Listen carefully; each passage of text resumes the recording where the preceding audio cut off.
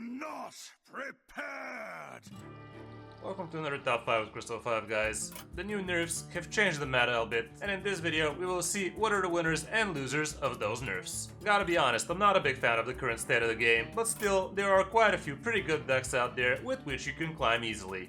We will go over 5 of those best decks, as well as some general tips for them, a mulligan guide, and also how their matchups look like. But I'll also tell you what are all of the other working archetypes for each individual class, so stick around to the end. If you find what I'm doing helpful, a like and subscribe would really help. And also don't forget you can hire me for some Hearthstone coaching, and you can be sure I will do my best to make you a better Hearthstone player. Now let's check out the decks. The first deck on the list is gonna be Beast Hunter, and I have good news and bad news. The bad news is, this deck has 11 frickin' legendaries in it, but the good news is, you only need 1 kidney to live. All jokes aside, this deck is really expensive, but right now it does seem to be the best performer, with about 60% and above win rate from Diamond to Legend. And you can also see it doing pretty well in Top Legend as well. I've tried the deck myself and it kinda feels a little bit clunky, but it's definitely working well in most cases. You have a good amount of early game with free 1-drops, you also have room for your kennels, which can help you give rush to some of your wild seed cards, which you have all of. We also have some Fellbats. You have K9atron, with which you can dredge up 1-drops, but also you can just use it to dredge up good stuff, like your weapon, or something like a Sunken Saber that you have already sunken at the bottom. You also have Selective Breeder to copy some of your best beasts, and your best options would be the Death Rattle Sunken Saber. Rat King can also be pretty good tempo, and having 2 Rat Kings on the board can be very devastating, or you can also just straight up go for something like King Crush or Defensive Mountain Bear, or even Hydrolon for tempo. We have Samuro in here, which is not that amazing in general, but if you combine it with something like your Kennels or your Doggy Biscuits, it can be quite the good AoE plus a tall body. Pet Collector has only 2 targets for you, being Rat King as well as Asheron Saber, and the Death Rattle out of it. We also have Tavish in here, which is generally just a great card. Huntsman Altimore can be a lot of value for you as well. And we also have Wing Commander Ichman, which can summon a ton of beasts for you as long as you have room for those and you keep on killing stuff. And also Sardanafrius at the end, which you can use as a finisher or just something like a stabilization, because you get to heal a bit. Matchup wise, we don't have too much stats. This is what it looks like in Legend, and as you can see, it's all green. And from Diamond to Legend, here's what the situation looks like, and again, you can't really see any bad matchups from the popular ones.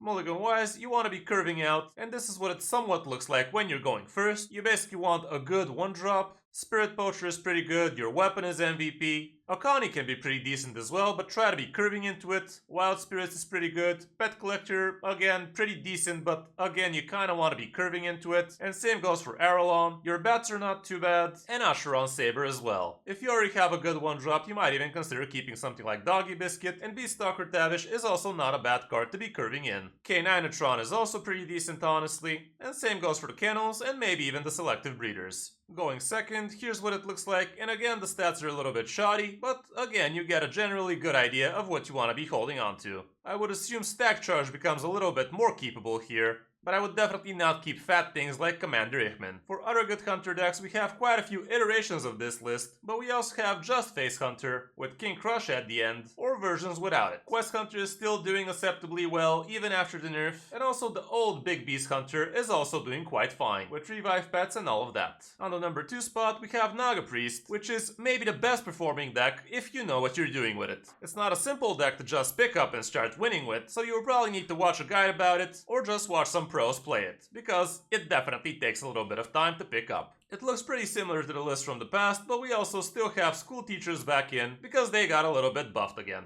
Matchup wise, Quest Priest is going to be pretty bad for you, as well as Big Spell Mage, and Control Shaman might be a little bit on the iffy side. From Diamond to Legend, Pure Paladin is not going to be great for you, as well as Thief Priest, and Evolve Shaman too, but that's about it. Mulligan wise, going first and second, you're always going to want to have a Wig in hand. Vicious Glitter Spear is pretty good, your location. Murkwater Scribe makes a lot of sense, and if you already have a 1-drop you feel comfortable that is going to be sticking, you could even keep Amalgam. Apparently Pelagos and Treasure Guard are not that bad, and Radiant Elemental too. Going second, it's pretty similar, but also things like Shadow Word Devourer and Samuro become a lot more keepable, as well as the Handmaiden, because now you have a coin in hand, and you're gonna have an easier time actually getting the effect off. For other good priest decks, we also have Quest Priest doing acceptably well, with not that big a sample size. And there's also this Bless Priest, which looks kinda similar to the Naga Priest, but it's a little bit different, as you can tell. There's also this Thief Priest going around, but it's not doing as well as the other lists right now, so probably stay away from it. On the number 3 spot, we have Kris Imp Warlock, which is doing actually surprisingly well. This is the 30 variant, and it basically has all of the good parts of Imp Warlock and all of the good parts of Kris Warlock combined together. This way, in the early game, you get to punish your opponents with your big boy imps. But if they actually manage to remove you from the board, you just start poking them away with your plentiful curses. Being able to draw a ton of cards with your Impending Catastrophe definitely helps you transition into your second game plan, so that way you should be never running out of steam. Matchup wise, Hunters are not gonna be your friends, as well as Aggro Demon Hunter and Edwin and Mind Rogue. Same goes for Evolve Shaman and Murloc Shaman, and also Enrage Warrior if you manage to find some. Blessed Priest and Naga Priest are also gonna be murdering you, so if you're seeing too many of those, it's probably not gonna be great for you. For the mulligan guide, going first, this is what it looks like, and you basically want to get your good Imp Warlock game, and when going second, it's just more of the same, but also Imp King Rafam makes the cut. Don't get baited into keeping your curse game plan, because like I said, that is basically your second phase of the game. For other good Warlock decks, we also have the classic Imp Warlock doing pretty fine, with not that big a sample size. We also have actually Phylactery Warlock doing above average again, but the rest of the decks are just not worth mentioning.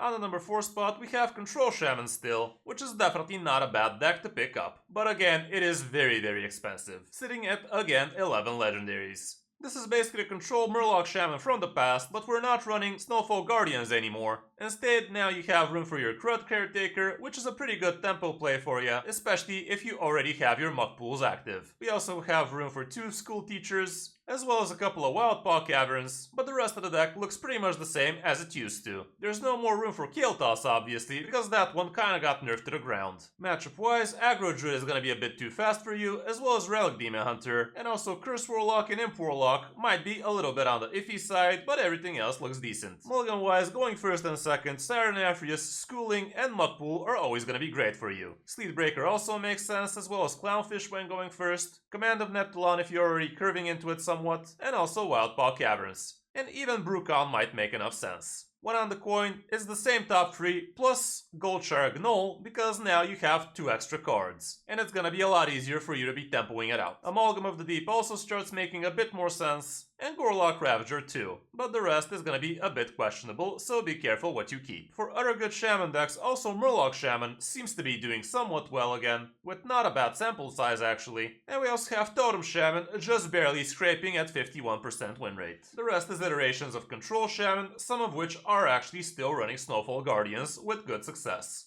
And on the last spot, again, we have the cheapest deck out there, which is Aggro Druid, which for some reason now is called Beast Druid, even though it's not running that many beasts in. The deck remains pretty much the same, and this is the Crooked Cook variant, which is not a bad idea given the fact you're not going to be seeing that many mirrors now, where the Claw Fury really shined. But I still have a special place in my heart for that variant too. Matchup wise, here's what it looks like, and some of the Hunters are not going to be that great for you, as well as Mages and Priests. And also Warriors are gonna be punishing you hard. Same goes for most Shamans, and Phylactery and Quest Warlock are also not gonna be great if you manage to find any of those. Mulligan wise, here's what it looks like when you're going first, and you basically want to have a good 1-drop, and depending on the matchups, the good 1-drops are gonna differ drastically. Herald of Nature is probably always a keep for you, and Mark of the Wild can be a pretty good tempo play if you're confident that you're gonna be able to stick a 1-drop. Thorngrove Sentries can also be not a bad keep, and Aquatic Form is definitely not bad for you to keep as well, because it's basically a second mulligan for you. One on the coin, it's a little bit different, but again, Herald of Nature always makes the cut, and the 1-drops here, you gotta be especially careful what you keep. Peasant becomes not very amazing in most matchups, so don't get baited by it, unless you already have a beaming sidekick for it, in which case it would be not a bad thing to coin it out as soon as turn 1. Sentries and Mark are still not horrible, and same goes for Aquatic Form. With other good Druid decks, we still have Ram Druid doing fairly well, with some lists having pretty good results, but not that big a sample size for him.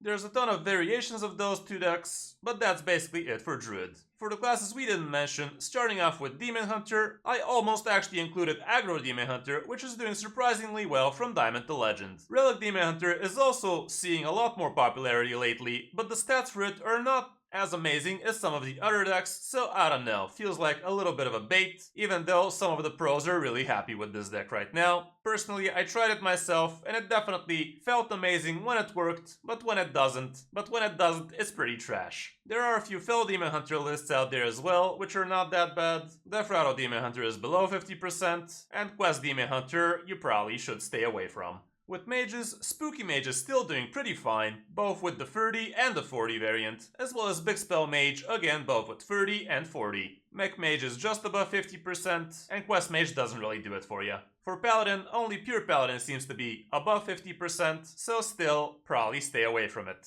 With Rogue, Thief Rogue, the 40 variant is actually doing somewhat well in Top Legend, Mine Rogue is doing okay as well, but Miracle and Edwin Rogue definitely felt the hit. And with Warriors, Charge Warrior is actually doing pretty fine, as well as Enrage Warrior. Quest Warrior is below 50%, and Control Warrior is nowhere to be seen again.